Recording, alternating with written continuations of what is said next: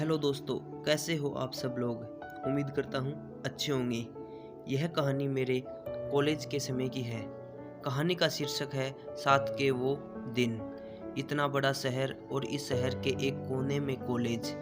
इसी कॉलेज के room number 16 में वो सब एक याद सी बन गए थे, जिनका वापस इस तरह से साथ दिखना शायद ही हो पाए। शुरुआत में सभी नए नए और मासूम ही दिख रहे थे, लेकिन जैसे जैसे समय बीतता सभी अपना असली रूप सामने लाने में पीछे नहीं हटे। इन्हीं नए और मासूमों में कुछ का मेरे से मिलन हुआ और हमारा वो सफ़र की शुरुआत हुई। धीरे धीरे सभी में अपनेपन का एहसास होने लगा। समय बीतता गया और वो दिन भी, पर उस समय ये कहाँ मालूम था कि ये सभी नए चेहरे इतने करीब आकर इस तरह बिछड़ जाएंगे कि वापस मिलना भी संभव न हो पाएगा। सभी कॉलेज का तनाव दूर करने के लिए कैंटीन में मिलते और हम में से किसी एक का चयन कैंटीन का बिल देने के लिए होता। सभी का यूं मिलना और उसी जगह पर बर्थडे सेलिब्रेट करना, इन सभी से हमारे बीच में एक नई डोर सी बन गई, जो सभी को एक साथ रहने के लिए मजबूर कर देती।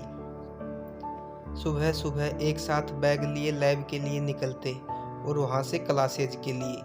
कई बार तो सुबह की शुरुआत ही घनघोर सम्मान बेइज्जती के साथ होती जब प्रैक्टिकल लैब में प्रवेश करते। लैब में सभी के जेबों में बर्फ़ के टुकड़े डालना। खैर, जब एक दो साथी और इस सम्मान में शरीक होते तो दिल को सुकून मिलता।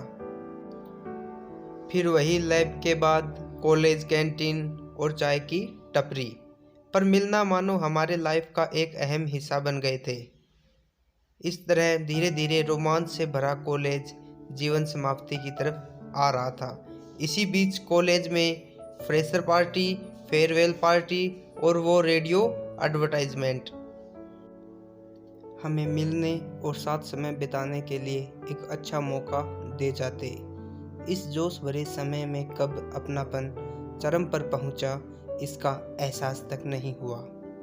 अब समय फेयरवेल पार्टी देने की बजाय लेने में बदल गया। सभी ने इस जश्न की तैयारियां बहुत पहले से ही शुरू कर दी।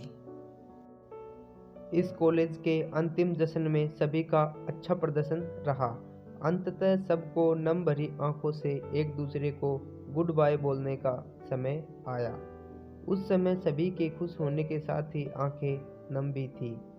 ओके दोस्तों, बताना कहानी कैसी लगी प्लीज़। अगर आपको कहानी अच्छी लगे तो लाइक करना, सब्सक्राइब करना, कमेंट करना। धन्यवाद दोस्तों।